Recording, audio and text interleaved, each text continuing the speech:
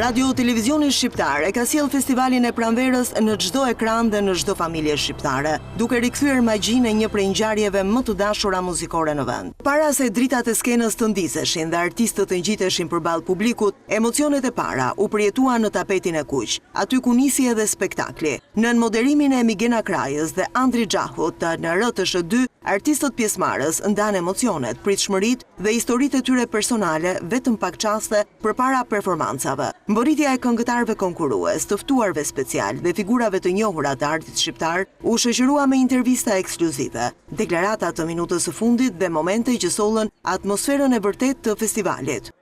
Presim emocionet, presim atë kureshtjen që kanë të gjithë ata që mezi e kanë pritur këtë festival, ata që e kanë ndjekur dhe brezi ri që pse jo do të shikojë një festival të ri. Po do të ketë edhe shumë shkëlqim, për ish vërtetë siç është edhe motivi të çelim, të lulëzojmë dhe të rikthejmë një traditë dhe siç është dhe fryma e re e të rinjve, presim që në tapetin e kuq të ketë shumë emocione, të ketë shkëlqim, të ketë ajo fjala glamour që shkon, po është pikërisht ai shkëlqimi i tapetit kuq dhe i emocioneve të bukura të artistëve që ngjiten për herë të parë në këtë skenë dhe që parakalojnë në tapetin e kuq për herë të parë dhe nuk keni idenë sa emocione kanë. Pikërisht tapeti i kuq po kthehet në një traditë të bukur për t'i paraprirë këtyre ngjarjeve të mëdha artistike dhe veçanërisht festave muzikore, të cilat gjithmonë sjellin emocione, sjellin atë shkëlqimin, sjellin shpërthimin e luleve, sikurse jemi të rrethuar nga lulet, por edhe tinguj, të cilët ne mezi i presim janë këto tinguj të freskët, rinor dhe të atyre këngëtarëve me eksperiencë. Por magjia nuk u ndal vetëm në tapetin e kuq. Një hap larg skenës, Andri Xhahu dhe Antoneta Koçi sollën për publikun emocionet e backstage-it, duke rikthyer prapa skenën në një dritare autentike të asaj që ndodh përdej perdes së spektaklit.